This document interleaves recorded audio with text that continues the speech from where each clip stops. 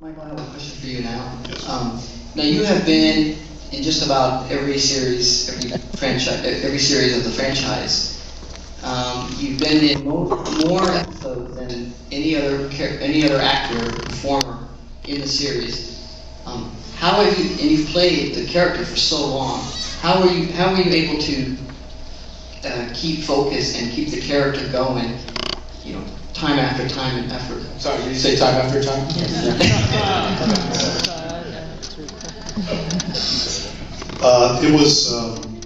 It was fairly easy for me.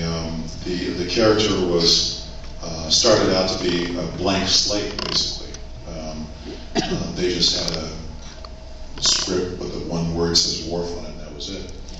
And I went to Gene and I said, "Look, what do you want from this character? What do you know?" And he says, "Well, don't listen to what anybody said, or don't go by what you've seen before. Make this character your own." And to say that to an actor, as you know, it's like, the actor goes, "Yeah, okay," And he took a chance, but basically the character changed every year. There was something different about him. He was always a pleasure to play. I was one of the few actors that really didn't have to go up to the offices and toss hand grenades at these people, because they wrote really great stuff for me every year, and it was like a wonderful experience. It was a great class, and I think the big thing was that the cast we had a great time, and it was like going to college every day, because with all the good and bad too, and so it just became very easy. And then when I went to Deep Space, they did another thing too, which was I really wanted the character to open up even more, and they did that also. So it was very easy for me, and I love television, so it was a cakewalk for me.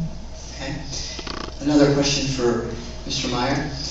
I noticed in the Star Trek in the film that there is special effects in the film, but it really kind of plays a back seat to the performances and to the storyline.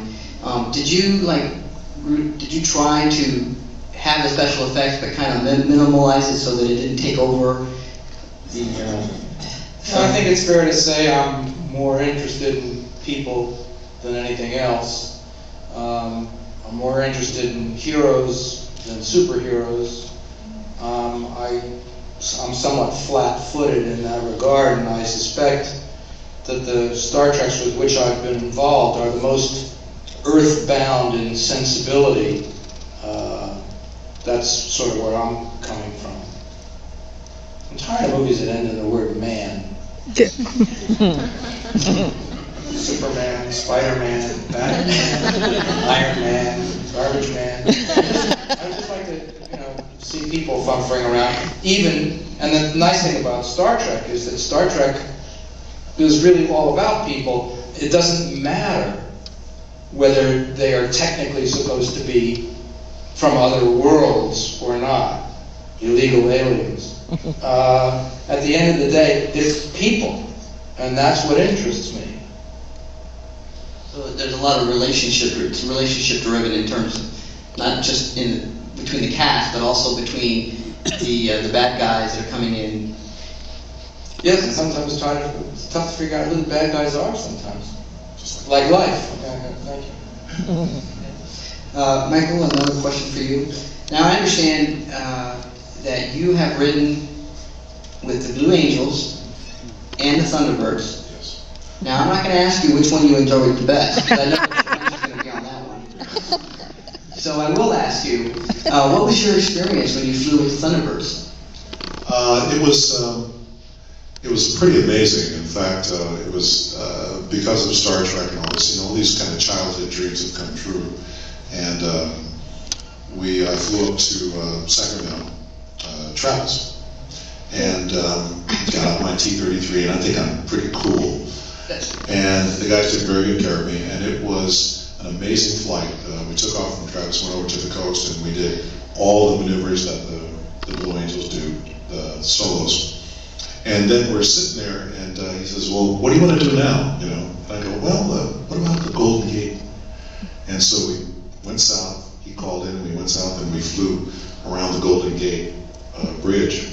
for like about 15 minutes. And it was one of those beautiful days in San Francisco.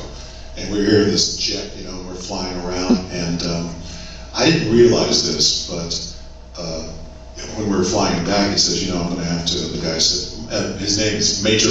I'll never forget that. Major. And he says, you know, Michael, we're going to have to take a video of the meteorites. And he says, we're going to have to, like, edit the noise out. I said, what are you talking about? Because I was going, ooh.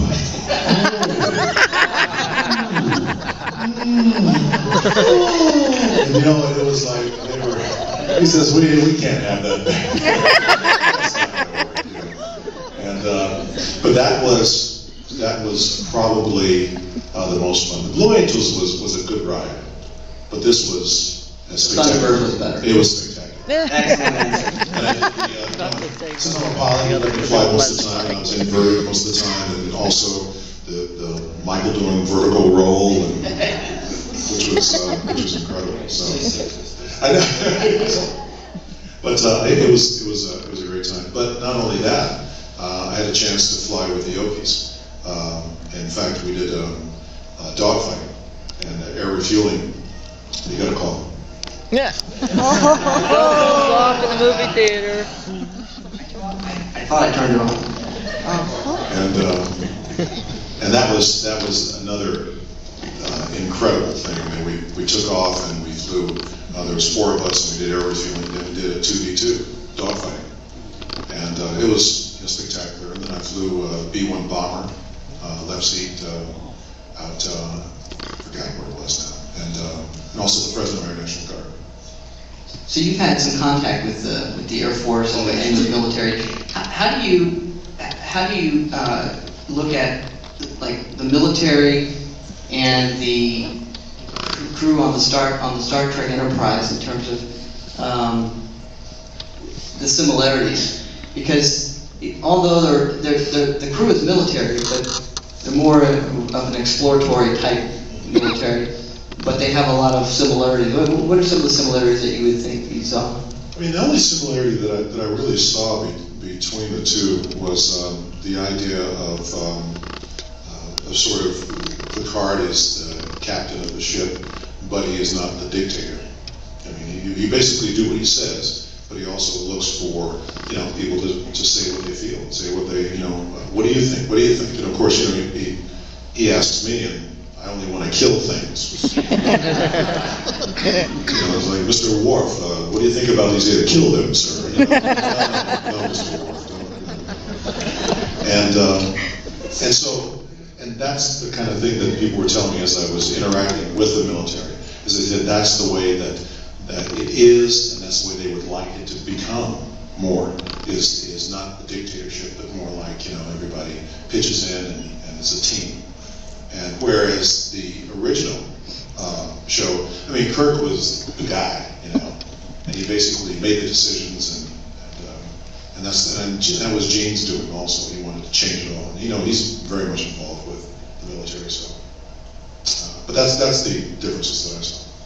Okay, Mr. Meyer, in this film, what is your favorite scene and why?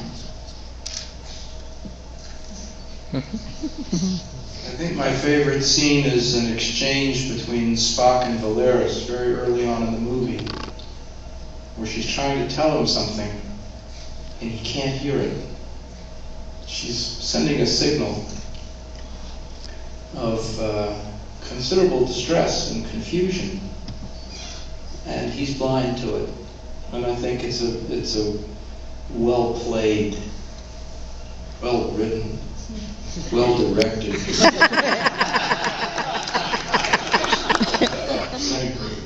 Thank you. We should probably move forward. Sure. I think people are. Is everybody ready to see the film? Yeah.